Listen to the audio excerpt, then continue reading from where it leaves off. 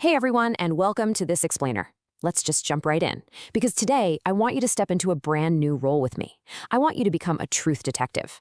Now, think about your average day. Every single day, we are absolutely bombarded with information, right?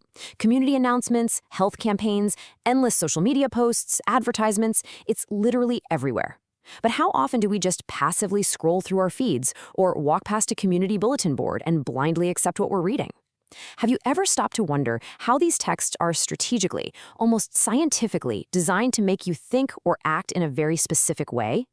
Well, today, we are going to decode the hidden persuasion in everyday informational texts. We're going to focus specifically on analyzing two massive propaganda techniques, the bandwagon effect and glittering generalities. We're going to learn exactly how to spot manipulation and critically analyze the messages that are constantly trying to win us over. So, grab your metaphorical magnifying glass because we have some serious investigating to do. All right, let's examine our very first piece of evidence. Take a look at this text. It says, thousands of learners are choosing ALS. Join them now. I want you to really think about that sentence for a second. What is it that makes this specific statement so persuasive to a reader? Notice what's missing. It doesn't actually tell us anything at all about what the alternative learning system, or ALS, actually offers. It gives us absolutely zero facts, no figures, no details about the curriculum or the teachers, nothing. Instead, it relies on a very specific, very calculated kind of social pressure to grab your attention. It taps directly into a powerful psychological trigger that we all have, the fear of missing out, or FOMO. You see, when we hear that thousands of people are doing something, our brains instinctively start to panic just a little bit, worrying that we are being left behind by the group. Okay, now let's look at our second piece of evidence. This quote reads, ALS gives every learner a brighter future and a life-changing opportunity. Notice how vastly different this one feels from the first one? This statement isn't talking about crowds or how many people are joining. Instead, it is packed to the brim with very attractive, incredibly powerful vocabulary. Words that immediately make you feel good, optimistic, and hopeful. And there's a reason for that. Our brains are hardwired to crave positive outcomes. When we hear phrases like brighter future, it feels so inherently good and warm that it effectively bypasses our critical thinking completely. We get so caught up in the positive vibe that we usually just skip looking for the actual mechanics of how the program works. So, putting our new detective skills to the test right here. Between those two, which statement uses popularity to win you over, and which one relies on broad, attractive words? I'll give you a second to think about it. Got it? Yeah, the first statement heavily leans on popularity, explicitly telling you what thousands of others are doing to pressure you. The second one uses a massive emotional appeal, with phrases like brighter future.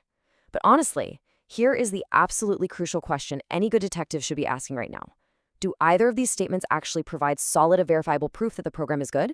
The answer is a hard no. They are both using specific propaganda techniques to persuade you, without ever actually providing the evidence to back it up. Section 1. Spotting the bandwagon effect. Let's dive right into this and define our first major suspect. We call this the bandwagon effect, and it's easily one of the most common ways everyday texts try to manipulate our decision-making. The bandwagon technique is all about persuading people to believe, support, or do something simply because many other people are supposedly already doing it. And it's fascinating because this goes way beyond simple peer pressure. It taps into our deep evolutionary desire to belong to a tribe. Humans are social creatures, right? Historically, being excluded from the group wasn't just sad, it was downright dangerous. By making an action seem like the universally popular and accepted choice, the text tricks your brain into feeling that joining in is the only safe, normal thing to do. But here's the good news. Every technique leaves fingerprints, and as truth detectives, you just need to know what to look for. Let's look at your specific clue words. If you're reading an announcement and you hear phrases like, everyone is joining, most people choose, thousands have already tried, do not be left behind or join the movement, your alarm bells should be ringing loudly. Absolute terms like everyone or thousands are dead giveaways. They are specifically chosen by the writer to trigger that herd mentality, essentially making you feel completely isolated if you don't immediately jump on board with the rest of the crowd. Let's apply those clue words to a real-world example, something you might actually see posted in your own neighborhood. Many barangays are now supporting cleanup drives. Join the movement today. Do you see how it perfectly matches the profile we just built? It literally demands that you join the movement, completely skipping over giving you any actual evidence of why the cleanup drive is effective or how it's being organized. And notice how localized this specific example is. When the pressure is localized to your specific community or your barangay, it feels deeply personal and immediate. That dramatically amplifies that fear of missing out and makes the bandwagon effect even stronger than usual. Section 2. Decoding glittering generalities. All right, so we've officially caught the bandwagon effect red-handed. Now it is time to transition to the second suspect in our investigation. This one is quite a bit more subtle, and it relies heavily on playing with our emotions, glittering generalities. This technique involves using attractive, highly positive, or emotional words that sound incredibly good to the ear, but actually lack any specific proof, concrete details, or logical support. I actually like to say that these words dazzle us. They literally glitter so much that they temporarily blind our critical thinking. It's kind of like staring directly into a really bright light. We get so completely caught up in how inspiring and shiny the words sound that we completely forget to stop and ask for the actual evidence. Let's examine our new set of clue words for this technique. Listen to these: brighter future, progress, success, quality, freedom, hope, life-changing, world-class. They sound absolutely fantastic, don't they? I mean, who wouldn't want a brighter future or world-class quality? But listen, that is exactly the trap. These words are universally loved, but they are entirely subjective. Think about it. What does progress actually mean? What does success actually look like in practice? Because these words are so incredibly vague, they allow you, the reader, to project your own personal desires onto the message. Meanwhile, the text never actually has to explain how it's going to achieve these wonderful things. Let's analyze a sample quote that uses this specific technique. This program will bring progress, hope, and success to every family. Now, any well-trained truth detective would hear those words, progress, hope, and success. They'd stop right there in their tracks and ask, okay, but where is the proof? What does actual proof even look like in this context? Well, if this is an educational program, we'd want to see real details on the curriculum, maybe the graduation rates or the job placement statistics. Without concrete details like those, this statement isn't a fact. It is just a textbook glittering generality. Section 3. The evidence room, text analysis. I think we are finally ready for some active fieldwork. Let's analyze a localized sample informational text called Join the Community Reading Campaign from Abuyog. We are going to break it down piece by piece to see exactly what manipulative techniques might be hiding inside. Here is the first excerpt. I'm going to read it carefully, and I want you to listen closely to the specific phrasing being used here. Many learners in Abuyog are now joining the community reading campaign. Do not be left behind. I'm going to pause for just a moment to let you figure it out. Based on the exact clues we just learned about, does this portion of the campaign text rely on the bandwagon effect, or is it using glittering generalities? Go ahead and lock in your answer. If you guessed bandwagon, absolutely outstanding detective work. The phrase, many learners are joining, and the very explicit warning, do not be left behind, perfectly match the bandwagon profile we built earlier. Notice how this is a massive red flag. The text is relying entirely on peer pressure rather than the actual merit of the reading campaign itself. It doesn't bother to tell us why the campaign is good or how it helps kids read. It just tells us that everyone else is doing it, so you should too. Let's look at the second half of that exact same Abuyog reading campaign text. It continues by saying the campaign promises a brighter future for every learner. It brings hope, confidence, success, and progress. Listen to the exaggerated, overwhelming optimism in that vocabulary. It sounds incredibly wonderful on the surface, but what is it actually saying if you strip away the emotions? Once again, I want you to classify this statement using your knowledge of our clue words.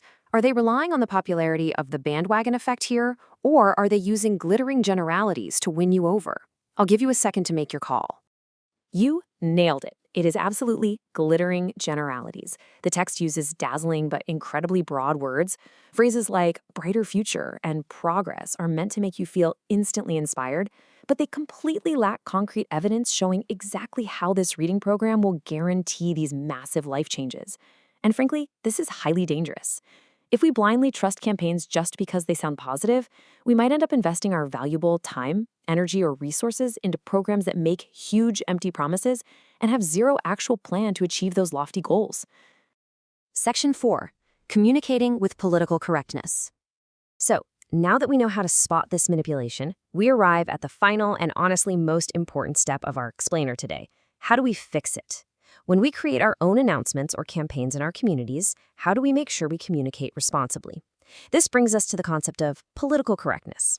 Now, I want to be very, very clear here. In the specific context of analyzing informational texts, we aren't talking about modern cultural baggage or taking a partisan political stance. Not at all. We're talking purely about a commitment to truthfulness.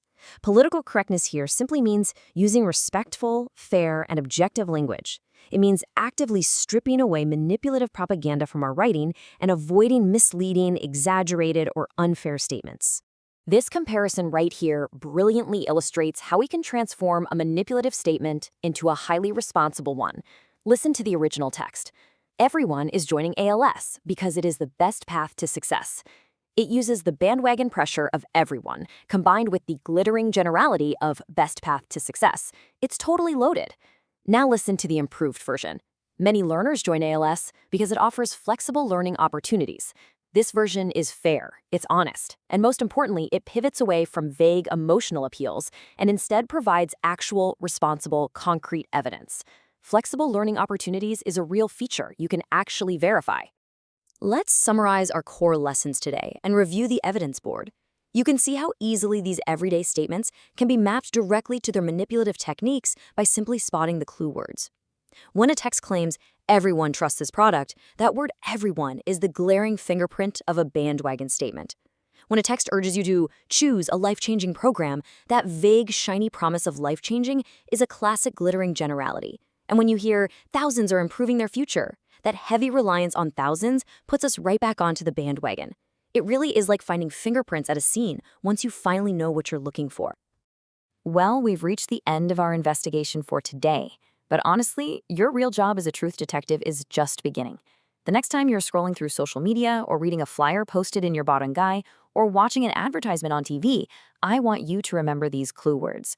Will you look for the hard evidence before believing the next popular claim you see?